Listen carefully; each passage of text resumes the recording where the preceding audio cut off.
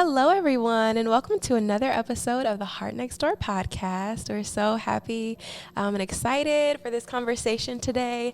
Today, I have a phenomenal guest that I'm just so honored who's here with us. As you all know, this season we are diving deep into maternal health and family wellness, and the alignment of the work that she does is pretty profound, and so I'm so excited to talk to her. Today, we have Coach Crystal Nickson. Welcome. Thank you. I appreciate you having me. Of course. All right. So let me go ahead and start by reading your bio. Coach Crystal Nickson is an award-winning financial social worker and corporate tax accountant with nearly 20 years of experience. She has conducted financial seminars for institutions, universities, corporations, and small businesses across Michigan. Once homeless herself, Crystal realized the importance of financial literacy while pursuing her education in accounting and finance. Now she is dedicated to teaching financial empowerment to those in need. Featured on Fox 2 Detroit, CW50, the Detroit Free Press, and other media outlets, Crystal is known for her dynamic, relatable approach. As Michigan's only certified financial social worker, she focuses on the behavioral and psychological aspects of money, helping people achieve lasting financial empowerment. Wow. Welcome. That makes me sound all fancy. You are fancy. You are fancy. And I'm so excited. I heard you speak for the first time you were conducting a seminar for our class through Michigan Women's Forward. Yes. And immediately I was just so captivated by you and your message and your story. So I'm so excited to talk to you. So thankful for you being here.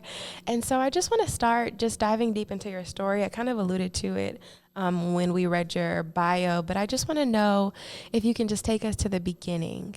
How did Coach Crystal even come into, fruition? How did you start this journey to empowering people financially? So, after I became housed, when I was homeless in my early 20s, from 21-ish until 23-ish. My husband and I moved in together, and shout out to him. Shout out to you, babe. Shout out to you. We got together when I was totally homeless. Wow. We met each other in 7th grade at Ecorse High School, and I had a crush on him, and I would say, I'm going to marry you one day. Wow, that's so and beautiful. He disappeared, and I disappeared, and we just happened to find each other again through one of his friends while I was homeless, and I was like, get away from me. I don't have anything. I'm nothing because I don't have anything. Those thoughts that we're taught. Yeah. Leave me alone. That was a long time ago. Stay away from me. And he was just like, no.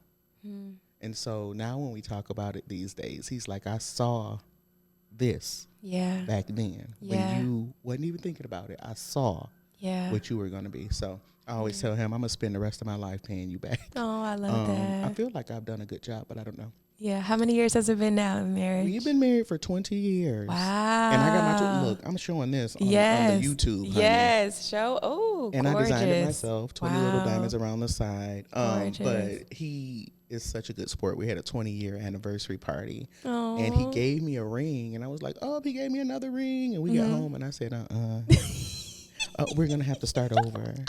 And he was like, whatever you want. Oh, that's I just love him so much. So shout out to my baby daddy. Yes, shout out to And shout out to my daughter, Jessie, because they both going to watch this. Hey, Jessie. My booty. Okay, I'm done. But so after all of that, I ended up going to college at Baker College. Okay. And they had announcements on the wall. You should volunteer for the IRS's VITA program where you can do taxes for free. I was going to school to become an accountant, and I had no idea about the other side of accounting, like taxation. Okay. It was only journal entries and, how much did this cost? Cost of goods sold. And, so I'm like, this is so hard. Why is this so hard? I can't get it. Volunteered to do taxes one time at Wayne Metro, and they called me back the next week, said, could you come? I had my 2-year-old Jessie on my hip, and I'm doing taxes in a small closet with boxes all the way up to the top. Wow. Free for people in Ecorse, River Rouge, Southwest, Lincoln Park. Eventually I got hired, became a site manager, and that's when I changed my major. And I said, I think I'm going to go into tax law and taxation. Wow. So it's kind of a slippery slope from there. During that time, I became a financial coach at Wayne Metro also. And I felt like I was good. Yeah. but the people kept coming back. And I said, if I'm so good, why are they back all the time? I mean, I know I look good and I'm fabulous. Yes, girl. But there's something that's not happening. So I was thinking about this last night before I got here. And I said, the reason I went back to get my financial social work certification was literally born out of me wanting to provide us the best service possible. There was no other reason for me to do it. I was already doing the work. Yeah. I was already being paid to do the work. Yeah. And so Washington University in St. Louis, Dr. Rita Wolfson, trained me herself. It's a financial social work program, but she trained me herself while I was working with Operation Hope. Wow. After that, after I got done with that financial social work training, number one, I was my first client. I had a lot of unpacking to do. And then after that, things started changing. So when I became my first client, I realized that I spent a lot of my time and my money trying to prove that I was not poor anymore after I became housed and things like that. So I would buy lavish gifts for people, send them on trips, throw parties for them, do everything I could to show the people around me that I cared about them. But actually, it was performing wealth, and I had no idea what that was at the time. So I looked up, and I was $50,000 in debt, trying to prove that I wasn't in debt to people who do not care if I'm in debt or not. So yes, that is it, and that sounded like a long story. I'm sorry. No. Definitely so much that you shared. I know a lot of people can relate to, especially, you know, I really love how you shared about the story of you and your husband and how you came to be and how he saw in you what you didn't see in yourself at that time. Absolutely. And so can you talk to us about that? You know, like kind of it seems like you were in a place where you were self-sabotaging and trying to block your blessings in a sense, because that's the man that God had for you, you know, but you told yourself that you weren't worthy of that. Can you talk to us about that, the psychological aspect of that, and just like the intersectionality between, you know, financial social work and just that field and what you've learned for people who've never heard of financial social work before? So, that's a really good question. Me feeling unworthy, only because I didn't have finances is so deeply and was so deeply embedded in capitalism and white supremacy. We have all, black, brown, everybody in between, been taught that our net worth is equal to our self-worth. That is the most dangerous thought that we have going on, among others, we know. I feel the only time I've covered this is in therapy, by the way. So this is weird, talking out loud in front of y'all and in front of y'all. But so much of our worth is wrapped up in how much money we have. Outside of our basic needs, almost everything we buy, the number is somewhere in the 80%. Everything we buy is to perform wealth. It's to signal wealth to other humans. And that is, I want to say, oh no, a question is going to come up at some point. What's the biggest challenge? That is the biggest challenge, to get people to understand that what you are doing is performative in nature. And you've been taught to do it, and you've been taught that it is right. So anytime any other thing comes up, like me, I seem like a threat, because we're trying to decolonize our financial mind. It's a lot of other decolonization that needs to happen. Fine. Decolonize your financial mind. Financial social work, for those of you who are not familiar with it, is basically when you take your financial prowess that you already have, any financial training, and you couple it with social work. And so I know there's a new field of when you're starting a business called social enterprises, where you want to do good for the community and make money off the community. Financial social work is the basis of that. We can take our very technical, very structured knowledge base and turn it into something beautiful by combining it with social work and really helping people at the core of what they need, and addressing that financial trauma that I talk about an awful lot, because it is real and it is literally killing our financial minds. Tell us more about that, because that was going to be my next question, that financial trauma, because that's the one thing you said. Absolutely. You mentioned in class, and I was like, wow, I have never heard anybody break it down like that. So talk to us about what financial trauma, why are you so passionate about helping people to heal from their financial trauma? Well, financial trauma, first of all, is any instance you've experienced that had to do with money that changed the way you thought about money. In a negative way, though, of course. And then I ask in most of my workshops and classes, who in here have been, affected by financial trauma? And probably 25% or 30% of the class raises their hands. And I'm like, I'm going to need everybody. Didn't we just have a pandemic? Yeah. That is the singular most financially traumatizing event that we all have seen in a very, very, very long time. The pandemic. We are still paying literally and physically for the effects from the pandemic. And so people are like, I'm fine.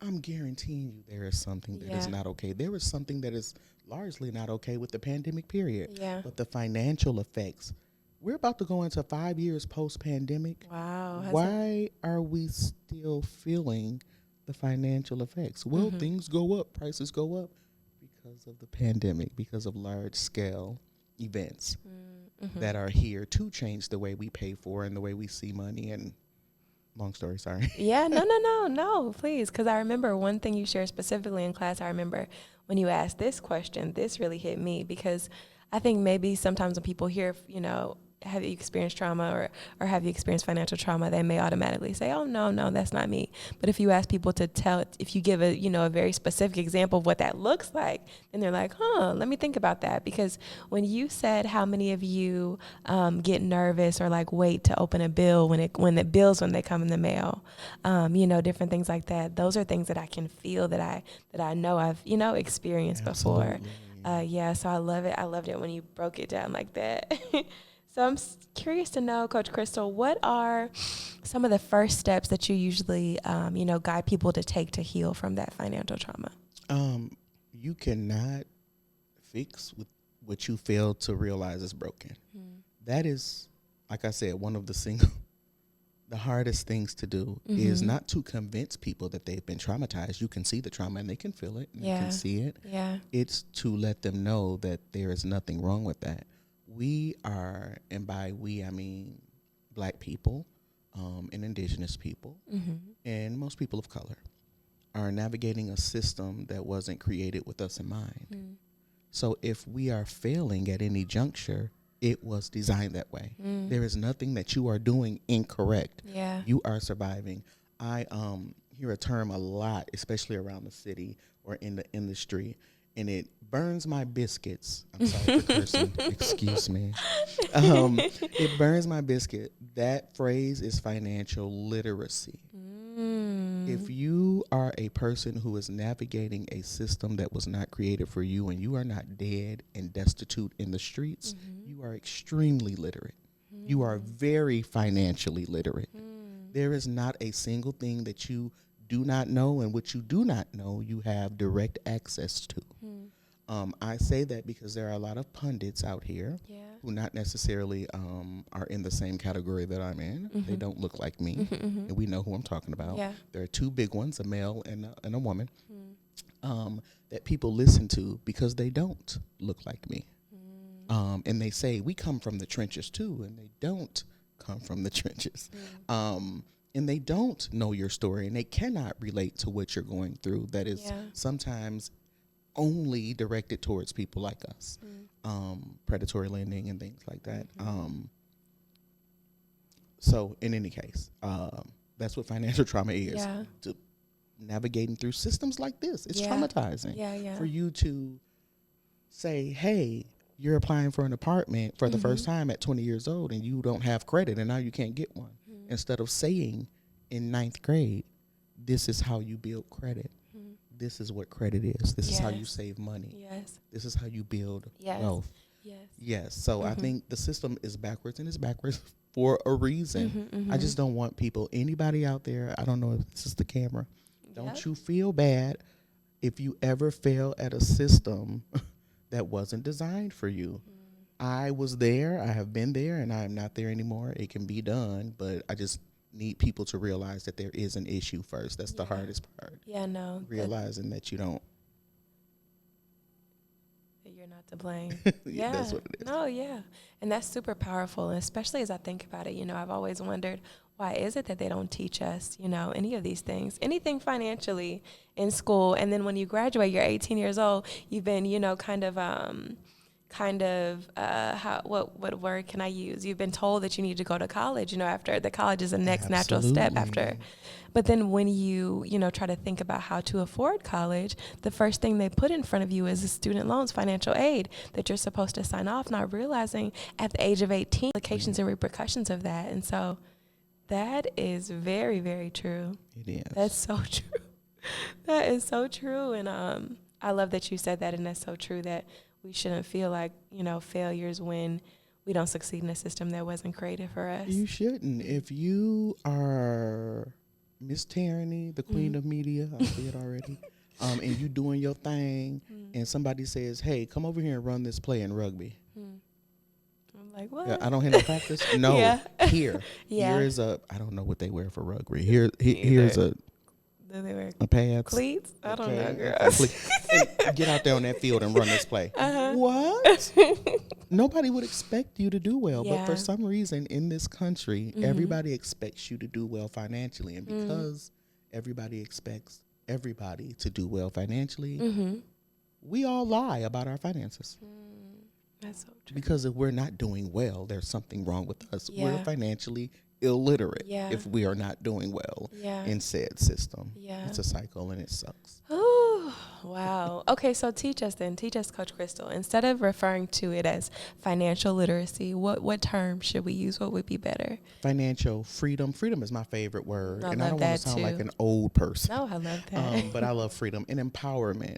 Like, I just want people to feel like we have economic power.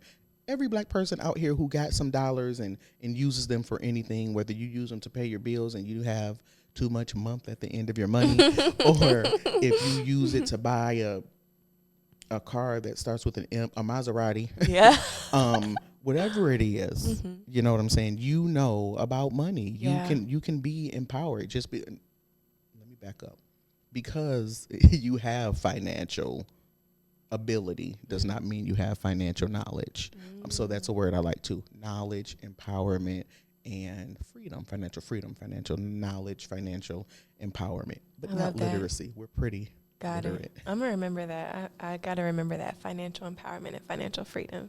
Thank you for helping us and guiding us through that. And now I want to talk because, as I shared with you, this podcast, especially this journey this season, has been diving and speaking specifically to moms and, maternal health and family wellness. So as a mom yourself of a daughter who's 20, you said your daughter's 20 years old? Okay, she's 20. She's 5. She's 5 years old. She has a 5-year-old daughter. Yes. But as a mom, I'm curious to know, how would you, speak to other moms? How has being a mom, how has that influenced your financial journey? And what advice would you have for other moms too? So, first of all, I was heck bent on making sure that she had a financial platform that she could step onto when she was ready to embark into adulthood and start making her own financial decisions. So in my workshops, I often tell the story about how I put her on my credit cards when she was 15. Yes, I remember you. And then I broke my neck going to the computer when she turned 18 to check her credit score, which was way higher than mine, almost an 800.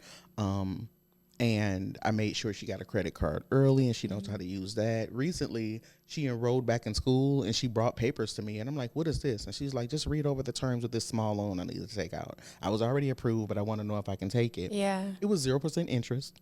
0% yes. interest? And I just read through the things and I said, yeah, okay, whatever. It's fine. And she walked out. And I was like, that's a proud mama moment, I bet. For real. Because a lot of us didn't have that. And I want to be clear, just because you didn't have that doesn't mean you can't get that. That's another thing that people say. I wasn't taught that. Okay, well, now you need to go learn it. We're not going to hang back in I wasn't taught that ville. We're going to hop in the car or on our bikes and travel to I'm going to learn that ville. It's time out. My parents didn't teach me. Who taught them? And then who taught them? And then who taught them? Okay? So, we wasn't taught. Boom.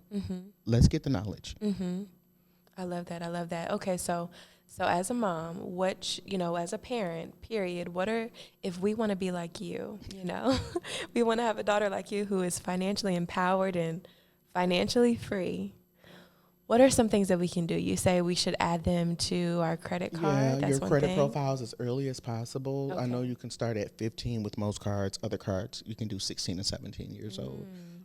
Another thing to do is to openly talk about money and bills. Okay. I used to invite my daughter into the living room when I had my laptop, and I would pay bills and show her how to pay it. Or I would go to the bank and put money in the bank, and she would say, "Why are we going to the bank every week or every 2 weeks?" And I would say, "To pay bills." And then one day she asked me, "Do little people pay their bills at the bank too?"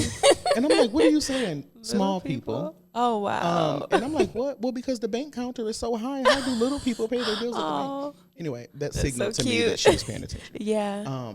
And then one of the things I like to do is financial empowerment seminars or workshops for children. So I used to work with the AKAs a while ago, doing their workshop, their financial or business workshops for children. I worked with Gail Perry Mason, doing financial literacy for children through her program. I have a program in the summertime where I teach 16 to 18-year-olds how to prepare tax returns. I love that. I taught my daughter how to do taxes at 14, but she wanted to work at a dental office. Can everybody hear that?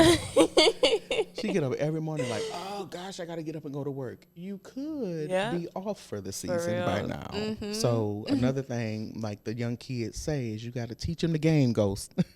Teach people the game. Teach them the game. Teach the people how to fish and they eat for the rest of their life. Yeah, that's so true. I love that. Okay, so what age are we starting to have these conversations? What age did you start exposing your daughter? As young as possible? I know you said the workshop you did was specifically for teenagers, but what age should we start having these conversations with our kids? When they start counting. Like when they enter kindergarten and they start learning how to count money, count dollars, count cents. I'm a big fan of allowance. I know there's kind of like a controversy around rewarding children with money for doing things they should already do. Yeah. But using that as a stepping stone to learning how to earn a dollar, because what I do see in a lot of adults who are clients is that they don't value money because most things have been given to them. And so, you have that cycle. Yeah. "Oh, I hate this job. I'm just going to find another one." Well, you're going to be in financial strife if you do. "I don't care. I don't like it." And it's like, we want to sit down and we want to make a plan. Yeah. I'm a very, very big fan of quitting. I am a quitter. I say it all the time. I'm a quitter. But just being mindful, of talking about money at every juncture with your children. There is no shame in doing that. And I know it used to be, you don't talk about money or certain things around the children, but money is something we need to instill in them early. I love that. Like I said, just for the respect factor. Like, I love that. Your mom and dad work hard to make sure you have things. It just doesn't fall from the sky. For sure. And I wonder, that it just makes me think, I wonder if the reason that so many of us adults struggle with it is because we were not given that when we were kids, And so here we are as adults trying to heal our inner child, as they like to say. Yes. I wonder if and then it's just a recurring cycle. What do you think about that, Coach Crystal? I think that it's the trauma. Yeah. I tell a story often about a client I had who was in foster care for one reason or another when she was younger, and her foster mother would give them allowance every week. She would literally count it out in their hands, one by one, $1 or $2 or whatever, and then she would make them keep their hands open and say things like, "Well, you use soap and water, so give it back.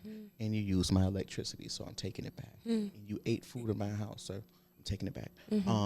And she said before long, she learned that when her foster mom, put the last dollar in her hand, she would ball up her fist and run to the candy store because you're not taking my money and I've done my chores, ma'am. Yes. I need my $4 and I'm not playing. The point of it is, at 40-something years old, we had a conversation, and I said, "You're still balling up your fist when you get your paycheck. Wow. You're running out to spend it. Wow. Why? Wow. Why?" Wow. 2 years later, big money in the bank, big money moves made. From that one revelation, everybody is not like that, but that is how important financial social work is. There's a reason why I was spending money out the wahoo after I became housed and financially stable. There was a reason. And for me, that reason was because I'm not broke no more. And that was not the reason. Yeah. The reason was because I felt so embarrassed and so guilty and shameful for living on the streets and not having that I felt like I was owed to perform this wealth to the people around me and say, I'm okay now. Yeah. Look at me. Look at me. Yeah. I just think, I don't know. I think our mental space, especially because of regular trauma, forget financial trauma. Yeah. Our mental space is not where it should be anyway. Big proponent for therapy. Yeah. But I think too much about financial literacy, illiteracy, and financial trauma because it's so huge. Like, we don't think about the ways it affects us when we say things like, "Oh, dirty money." Filthy rich. No, rich people are bad. They're terrible. I mean, yes, eat the rich, but you know what I'm saying. Yeah. And dirt poor. Yeah. Or so why is it that when you don't have money, you're broke like a vase?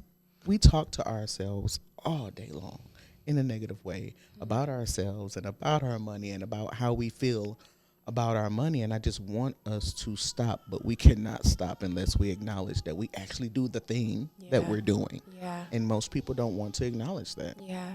And we are having such a deep conversation. And I think what you just shared really reminds me of, the difference between that really helped me is learning the difference between an abundance mindset and a scarcity mindset. Come on, right? So it's all about, because I had to make that shift for myself. Did you? Yes. I mean, that's, if you have time, another day I can go on and on about how I was in a place where I was just so broken internally, emotionally, in every other way, and how that spilled over into my finances. Oh my gosh. So I really think, yes, I think that our mental, our mind, our subconscious mind specifically is just the core of it all. Absolutely. The core of it all. Some of the words that I hear a lot, and I don't want y'all to beat me up, what the girls say, because I know how y'all like to tussle. Hustle. Yeah. Shark. Oh, yeah. Grinding. Yeah. Those are terms born out of lack. If something is yours and is destined to be yours and it is your birthright to have it, you shouldn't have to grind. Say that again. That's good. And you shouldn't have to hustle for every dollar. Yeah. There's a point in time that's going to come where you're going to be tired. You're going to be tired. And you want those dollars to start working for you. That'll be on another show. But you want those dollars to start working for you. But I want us to be very conscientious about the words we use surrounding money. Nothing wrong with being a hustler or grinder or somebody with grit or somebody who is determined. Yeah. But those words that you use are there for a reason, and they are keeping you where you are for a reason. Words have power. Remember Jay-Z, I'm a hustler. I'm a hustler when he was hustling. When the last time he said it? He's arrived. So don't beat me up, y'all. I don't want y'all to beat me up. I would just love for somebody to take something away. No, I hear you. That's so good. That's so good. Wow. You have so much wisdom, Coach Crystal.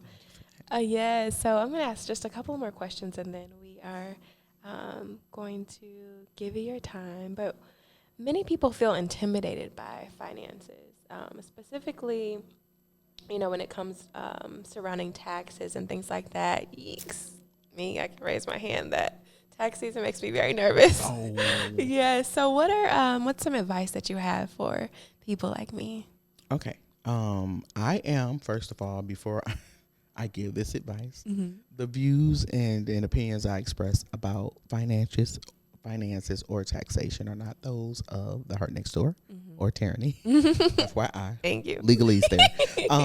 However, I am still a corporate tax accountant. Yes. I specialize in S-Corp and partnership taxation, mainly UK, Israel, Canada, West Coast of the United States. Wow. Along with being a financial social worker. Taxes, the reason I got into taxes, I said a little bit about it earlier, was of course because there was another side of accounting that I was just better at naturally. And I figured out later on in life that I wasn't exactly better at it. I was just better at relating to people through that part.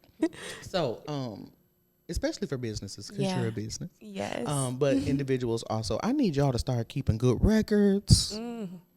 We need to keep good records. Okay. There are apps that you can use. I cannot recommend any right now because of my affiliations. Of course. But you can Google some apps that you can use for free to categorize all of your expenses, even if you don't have a business. Keep good records of the bills that come in. You took a distribution out of your 401k or your IRA. Make sure you keep those forms. Also, use taxes as a tool to generate wealth. I'm very, very adamant about finding ways for people to generate wealth without using money, because if money was there, we wouldn't need to generate it. It seems like common sense. And so I'm currently experimenting with raising credit scores without using money. That works fantastically. Wow. I'm experimenting with using your tax refunds or using tax credits to mitigate your losses or reduce your tax bill and at the end of the year. Don't be afraid of money. I should have said that earlier. We cannot be afraid of money. We were taught to be afraid of money. I know I sound like a broken record. I don't want to sound all hotep. Ain't nothing wrong with that. I just don't want y'all to think I'm preaching to y'all. This is real stuff. There is real law, real statistics, real facts surrounding the fact that the way we think about money is the way to keep capitalism going. Wow. And it's okay. Capitalism can do whatever it needs to do. I need us to be funny about our money. Yeah. So tax credits like the earned income credit, the child tax credit if you have children who are 17 and or younger. Making sure that you maximize your W-4 form. And that's the form that you fill out when you first get a job and they say, you know, how many kids are in the house, how many people, and you put your exemptions on there. Maximizing things from that. You can collect a lot of your child tax credit in your paycheck throughout the year instead of waiting to the end of the year to get that. See, nobody teaches us that. Nobody teaches you how to fill out a W-4, and then you get your first job, and it's like, okay, fill out this. I had a whole workshop on that, and like 2 people came. I have a bunch of workshops, FYI, Tyranny, and everybody out here that are free all the time. Oh, we're gonna love for you to share those at the end on my Coach Crystal page on Facebook. Shameless plug. Yes, no, we're gonna let you have all your plugs and link them below in the description. All right. And then what else about taxes? That it's the record. Tell keeping. us about the cars. You told us. Oh, the cars. Yes, that's we what talking about business now. What we talking about corporate taxes? So I talk about how I lease. I am a chronic leaser. Yes. And people always say you're wasting money. That's another thing. Sidebar: your money story is your money story. One of the ways that you become financially empowered and financially free is by not thinking about what other people have to say about what you are doing. And we don't worry about nobody else's money either. Yeah. If we paid as much attention to our money as we did to other people's, maybe we'd have more of it. I'm done. So I lease because it's a write-off, right? Minus the lease add back amount, which is very nominal. We can say I have a $300 car note. I have a Blazer right now. It's very small.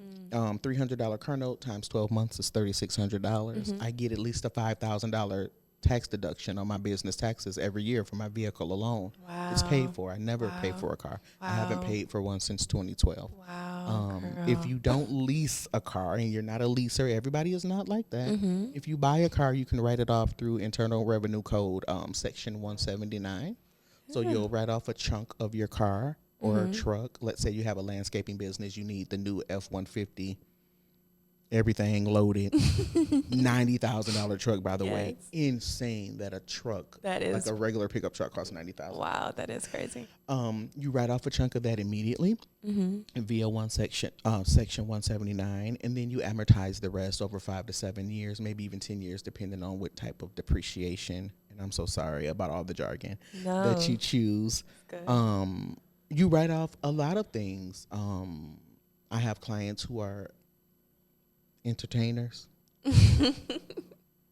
40-inch bust downs, jet black, period, all human. We're writing them off. Nails, we're going to write them off. They need those to perform at the level they have to perform at.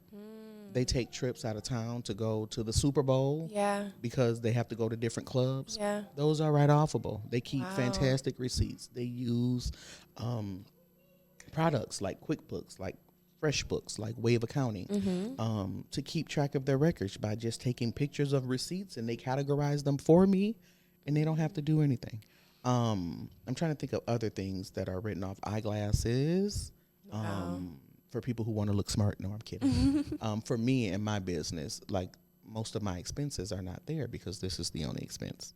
I can literally do taxes on the library computer. Yeah. I can literally financially coach on your computer at your house. Wow. Like no overhead. Yeah. Shout out to Score and Mr. Broner, my mentor. Oh, yes. I love Score. Business mentoring. Yes, I love yes. Score.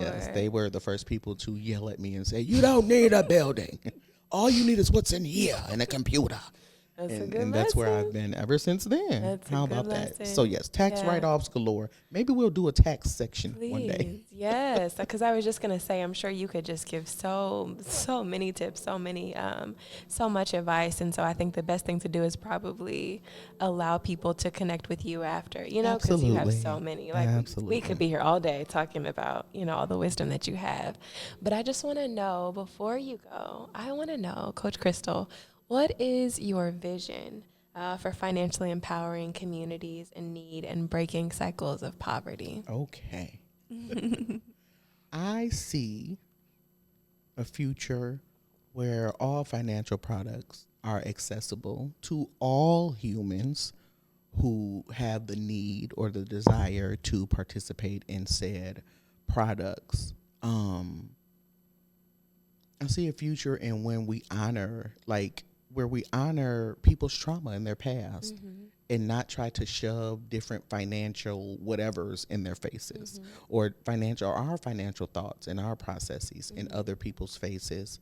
I would love to see an army of financial social workers in Detroit, just like an army of us armed with not only the technical knowledge, but also being trauma informed to know who we're dealing with specifically. Every community has different atrocities.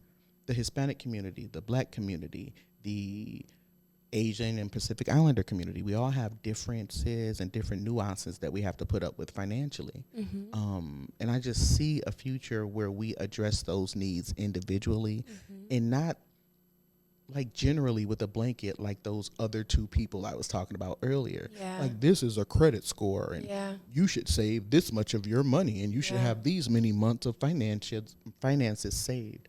I am working on ways, like I said earlier, on how to raise your credit score without money. And I think about how pundits and banks and everybody alike say you need 12 months of finances saved up. Now it's 18, by the way. Oh, wow. If your bills are $4,000 a month, you need 18 times 4 in the bank, and eggs are still $4. And I'm thinking about that, and I'm thinking about how to get that without having to, I don't even know what to call it, because who can save that much money? I was about to say, who is that practical for? And so, like, over the past 2 years, I've gone from about $11,000, I would say about $12,000 in available credit for myself. And I use my own credit to experiment with everything because I don't want to refer anybody to do anything that I haven't done myself. I love that. So I sacrifice.